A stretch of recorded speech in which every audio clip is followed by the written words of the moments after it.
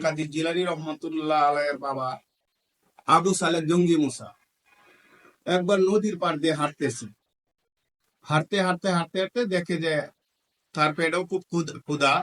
হাঁটতে হাঁটতে দেখে যে সে ফল নদীতে বাইসে আসতেছে।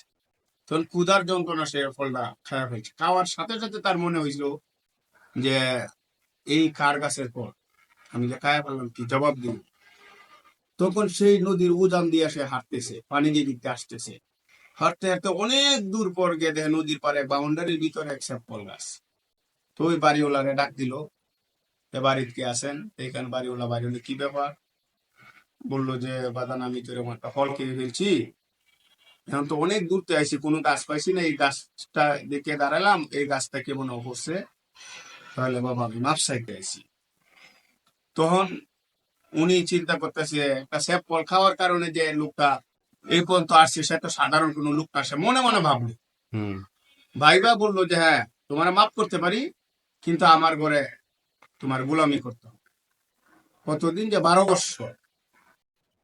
12 গোলামি করার পর বলতেছে যে হুজুর আমার কি ঋণ সুদ হয়েছে, মাপ পাইতে পারি? বললো যে হ্যাঁ মাপ করতে পারি, কিন্তু আমার মেয়েকে তোমার বিয়ে করতে হবে। মেয়ে চোখেও দেখে না, কানেও শুনে না, সে হাঁটতেও পারে না, আতুর, কানা আতুর বুবা। তখন উনি রাজি হইলো যে আচ্ছা ঠিক আছে, জঙ্গি মুসা রাজি হইল। তখন বিয়ে শাদী করাইছে, বাসুর করে যাবে, বাসুর করে গিয়ে দেখে দেখ সুন্দরী রমণী ঘুমটা দিয়ে বসা আছে। দেখার সাথে সাথে সে দৌড় মারিয়ে বাড়িয়ে গেল। আয়সা তার শ্বশুরে বললো, আব্বা আপনি তো কথা কাজে মিল রাখেন নাই, আপনি বললেন আপনার মেয়ে চোখে দেখে না, কানে শুনে না, হাঁটতে পারে না, এটা কি দেখলাম, এটার সাথে তো মিল নাই। তখন বলছে যে বাবা আমার মেয়েটা জন্মের পরে পর পুরুষ চোখে দেখে নাই, সে কোনোদিন পর পুরুষের আওয়াজ কানে শুনে নাই, এবং বাড়ির বাউন্ডারির বাইরে সে কোনোদিন হাইটে যায় নাই।